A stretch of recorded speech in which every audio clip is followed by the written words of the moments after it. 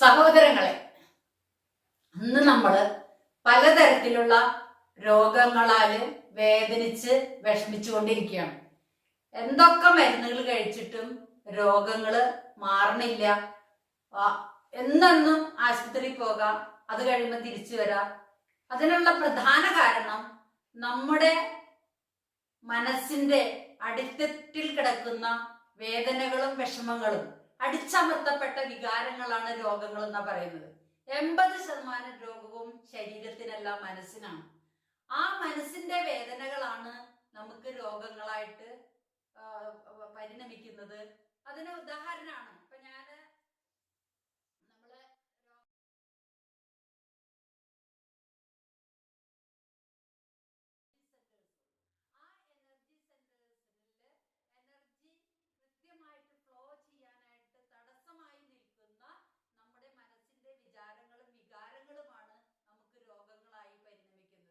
അതുകൊണ്ടാണ് നമ്മുടെ കാരണവന്മാർ പറഞ്ഞത് മരുന്നും മന്ത്രവും ആവശ്യമാണെന്ന്.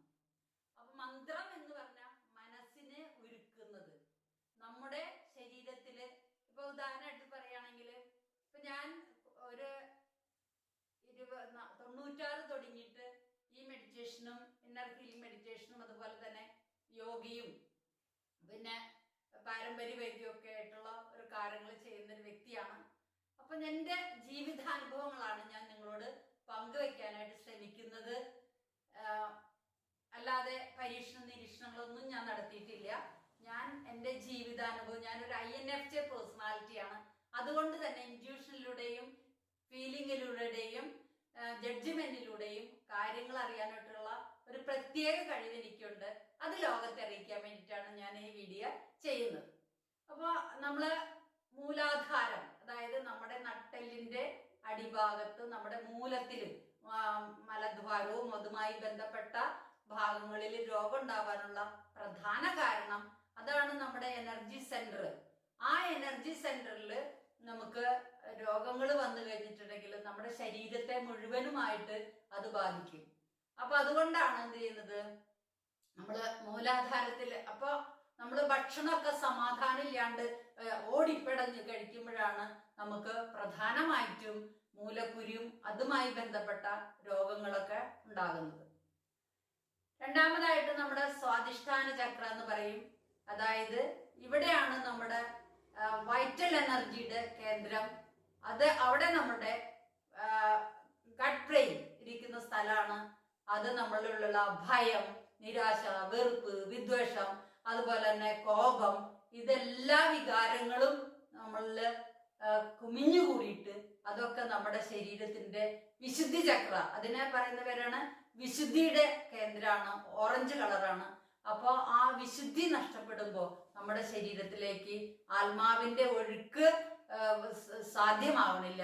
അതുകൊണ്ടാണ് നമുക്ക് ഗർഭാശയ സംബന്ധമായിട്ട് രോഗങ്ങളും വയറ് സംബന്ധമായിട്ടുള്ള രോഗങ്ങളൊക്കെ ഉണ്ടാകുന്നത്.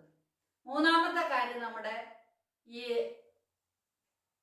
ഈ ഭാഗമാണ് വയറിന്റെ മുകൾ ഭാഗം, മണിപുര ചക്ര എന്ന് പറയും.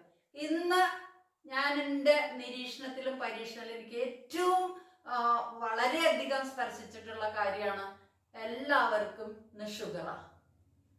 ഷുഗർ ഇല്ലാത്തൊരു ആരും ഇല്ലാത്തൊരു ഇതിലേക്ക് വന്നു. നമ്മൾ ജോലി തിരക്കും അതുപോലെ തന്നെ മറ്റുള്ള കാര്യം നമുക്ക് സ്വയം സന്തോഷിക്കാനായിട്ട് നേരമില്ല. മക്കളാണെങ്കിൽ അമ്മമാർക്ക് കൊടുക്കാവുന്ന വേദനകളെല്ലാം കൊടുത്തുകൊണ്ട്, അതാണ് അമ്മമാർക്കാണ് കൂടുതലെന്ന് നോക്കിയാൽ ഷുഗർ ഏറ്റവും ടോപ്പപ്പ് ആയിട്ട് നിൽക്കുന്നത്.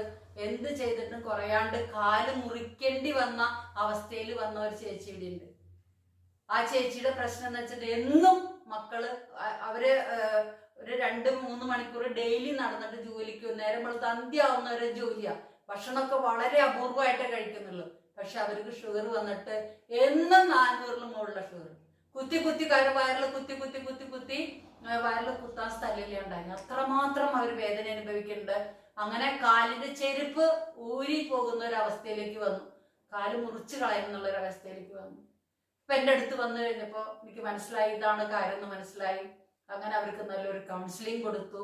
നല്ല ഒരു മനസ്സിന് സമാധാനം ഉണ്ടാക്കാൻ എൻ്റെ ക്ലിനിക്കിലേക്കൊക്കെ വരാൻ പറഞ്ഞു. കുറെ ദിവസം അവിടെയുള്ള ആൾക്കാരൊക്കെ ആയിട്ട് ഒന്ന് പരിചയപ്പെട്ട് കഴിഞ്ഞപ്പോൾ നോർമലായിട്ട് അവർ ഡൗൺ ആയി പോയി. അവരുടെ ഷുഗർ നോർമൽ അവസ്ഥയിലേക്ക് വന്നു. അവരെ വേറെ ധ്യാനത്തിലേക്കും പ്രാർത്ഥനയിലേക്കൊക്കെ വിട്ടു കഴിഞ്ഞപ്പോൾ അവരുടെ മനസ്സ് കുറേ കൂടി ഫ്രീ ആയി. അപ്പൊ അതുപോലെ തന്നെ അതുകൊണ്ടാണ് ഈ ഷുഗറിന്റെ കാര്യം പ്രത്യേകിച്ചും നമ്മുടെ മനസ്സിന്റെ വേദനയാണ് ഷുഗർ ഉണ്ടാക്കുന്നതിന് ഒരു പ്രധാനം. നിങ്ങൾ നോക്കൂ, ഞാൻ പറയുന്നത് നിങ്ങൾ വിശ്വസിക്കേണ്ട, നിങ്ങൾ നോക്കുക, നിങ്ങൾ അന്വേഷിക്കുക. ഈ ഷുഗർ കുറയാത്തതിന്റെ ഉള്ള വ്യക്തികളെ നോക്കുക, എന്നിട്ട് പറയുക. എത്ര ആൾക്കാർ കാല് മുറിച്ച് കളയുമെന്ന് പറഞ്ഞ ആൾക്കാർ ഒന്ന് മനസ്സിന് സമാധാനം കിട്ടിക്കഴിഞ്ഞപ്പോൾ വീട്ടുകാരെ വിളിച്ച് ഇതൊക്കെയാണ് നിങ്ങളുടെ അമ്മയുടെ രോഗത്തിന്റെ പ്രധാന കാരണം എന്ന് പറയുമ്പോൾ അത് മനസ്സിലാക്കിക്കൊണ്ട് അവർക്ക് സ്നേഹം കൊടുത്ത് അവരെ നല്ലതിലാക്കി കഴിഞ്ഞപ്പോൾ കാല് മുറിച്ച് കളയുന്നതിൽ നിന്ന് വ്യത്യസ്തമായിക്കൊണ്ട് വന്ന കാര്യങ്ങളുണ്ട്. അപ്പൊ അതുപോലെ തന്നെ ഹൃദയത്തിന്റെ വേദനകള്, മനസ്സിന്റെ വേദന, സ്നേഹം കിട്ടാത്ത അവസ്ഥയാണ് ഹൃദയ സംബന്ധമായിട്ട് രോഗങ്ങൾക്ക്. വേറെയും കുറെ കാര്യങ്ങളുണ്ടാവും. പ്രധാനമായിട്ടും സ്നേഹം കിട്ടിയില്ലെങ്കിൽ വരുന്ന ഒരവസ്ഥയാണ് ഹൃദയ സംബന്ധമായിട്ടുള്ള രോഗങ്ങൾ. അപ്പൊ അതുകൊണ്ട് നമ്മുടെ മനസ്സ്, നമ്മുടെ ശരീരത്തില് നമ്മൾ കൊടുക്കുന്ന സ്നേഹത്തിന് വലിയ വിലയുണ്ട്. മാതാപിതാക്കൾക്കായാലും മക്കൾക്കായാലും നമ്മൾ കൊടുക്കുന്ന സ്നേഹം, ആ സ്നേഹം കിട്ടാതെ വരുമ്പോൾ അവരുടെ ഹൃദയത്തിന്റെ വേദനകളാണ് അവർക്ക് ഹൃദയത്തെ നശിപ്പിക്കാനായിട്ട് കാരണമായി തീരുന്നത്. പിന്നെ വേറെ നമ്മുടെ ത്രോട്ട് ചക്ര എന്ന് പറയും.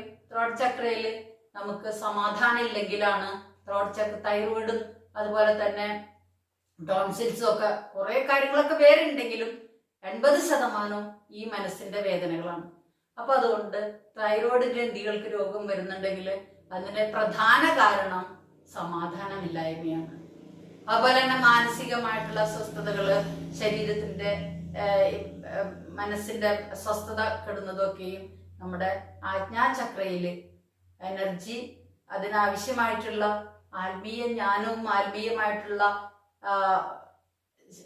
കഴിവുകളും ഇല്ലാത്തത് കൊണ്ടാണ് നമ്മൾക്ക് ആജ്ഞാചക്രയില് തലസംബന്ധമായിട്ടുള്ള അസുഖങ്ങളൊക്കെ ഉണ്ടാകുന്നത്.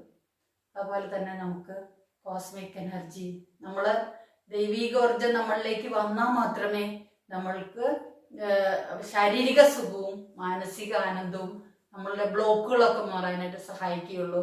അപ്പൊ അതുകൊണ്ട് നമ്മൾക്ക് അതിനെ തരണം ചെയ്യാനായിട്ട് സഹായിക്കുന്നതാണ് ഇന്നർ ഹീലിംഗ് മെഡിറ്റേഷനും അതുപോലെ തന്നെ NLP കൗൺസിലിങ്ങും.